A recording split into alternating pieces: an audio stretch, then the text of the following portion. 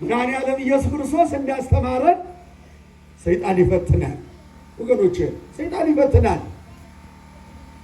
ፈተና የለም እንዳትሉ፣ በቤተ ክርስቲያን ሰይጣን ይፈትናል። በቤታችን ውስጥ ይፈትነናል። በስራችን ውስጥ ይፈትነናል። ማወቅ ነው መንገዱን። የሚመጣበትን መንገድ ካወቅ አሁን እንደ እግዚአብሔር ቃል መቃወም እንችላለን ማለት ነው ሰይጣንን። ይህን ስላቸው ኃይል ጉልበት አለው ማለት አይደለም። ላላወቁት ግን መንገዱን ያደቃል፣ ይጥላል። ለመነሳት ደግሞ ከባድ ነው። በጸሎት የተጋሽ ነበረች። የዋህ ናት፣ ትሁት ናት።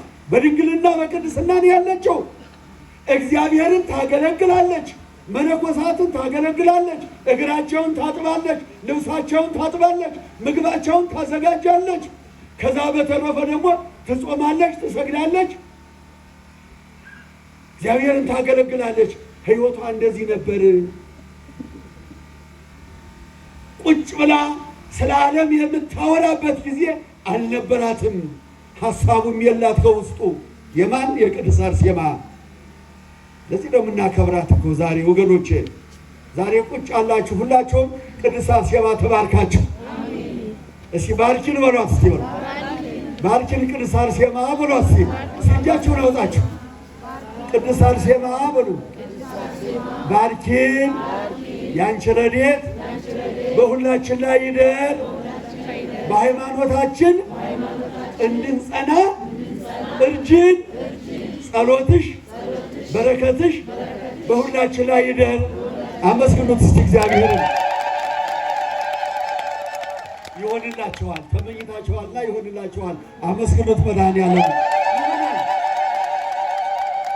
እግዚአብሔር እኮ ለበጎ ነገር ተባባሪ ነው። ለክፉ ነገር ነው እግዚአብሔር የማይተባበረው። በጎ ነገር እኮ ስናስብ ይፈጽምልናል፣ ከእኛ ጋር ይሆናል፣ የልቦናችን ሐሳብ ይፈጸማል። ተባርካችሁ እንደሷ ታጽናን ሁላችንም። ከዛም በኋላ ግን ዲያብሎስ ይከታተላት ስለነበር የመነኮሳት መከራቸው ፈተናቸው ብዙ ነው። በተለይ መጽሐፈ መነኮሳት ያነበባቸው ሰዎች ካላችሁ ከባድ ነበር። ይፈትናቸዋል ሰይጣን። አይደለም እነሱን በገዳም ውስጥ ያሉትን ቅዱሳን ይቅርና እኛንስ እንደ ስንዴ እያበጠረን አይደል እንዴ? እያበጠረን ነው እኮ።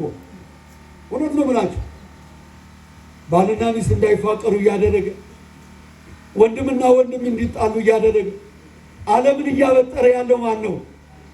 ዲያብሎስ ነው እኮ። ከእግራችሁ በታች ጣልላችሁ መድኃኔዓለም። አሜን በሉ።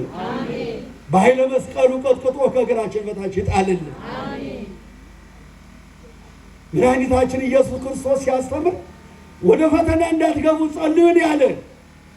ጠላታችሁ አይተኛም፣ አያንቀላፋም፣ ጥሮት አይወጣ፣ አያረጅ መንፈስ ነው። ግርማችኋል፣ ይፈትነናል። የተለያየ ፈተና አለ። ምናልባት ብዙዎቻችሁ በትዳር የምትፈተኑ ትኖራላችሁ።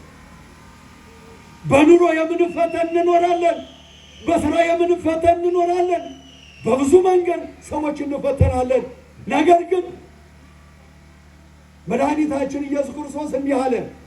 ለሐዋርያት የነገራቸው እኔ አለ ሲያስተምር ዓለምን ድል አድርጌዋለሁ፣ እናንተም በእምነታችሁ ድል አድርጉ ነው ያለ። አዎ ዓለም የተባለ ትልቁ ይገርማችኋል ዲያብሎስ ነው በትርጓሜ ላይ የተቀመጠው። በዓለም ውስጥ ያሉትን የሚፈትን የሚያሰቃይ ጠላታችን የማይተኛ የማያንቀላፋ ጠላት አለብን። ልንጠነቀቅ ያስፈልጋል። የምንከላከለው ደግሞ መሳሪያውንም እኮ አስቀምጦልናል። ጾም ነው። በምንድን ነው? በጾም በጸሎት። ጸሎት ሰይፍ ነው ለአጋንንት። ጸሎት ባህር ነው ያሰጥመዋል አጋንንት። ጸሎት ሰይፍ ነው ይቆርጠዋል። ስለዚህ በጾም በጸሎት በስግደት ዲያብሎስን ድል እናደርጋለን። በስሙ ድል እናደርጋለን። የእግዚአብሔር ስም እሳት ነው ያነደዋል። በስመ አብ ወወልድ ወመንፈስ ቅዱስ አሐዱ አምላክ ብለን ስንጸልይ ስናማትም ከፊታችን ይሸሻል። ጉልበት የለውም። እግዚአብሔርን መቋቋም አይችልም። በእግዚአብሔር ፊት መቆም አይችልም ሰይጣን ዲያብሎስ። ስለዚህ ክርስቶስን ለብሰን ስንጸልይ፣ ክርስቶስን ለብሰን ስናማትብ ሰይጣን ይጠፋል። አመስግኑ እግዚአብሔርን ወገኖች። እግዚአብሔር ይመስገን።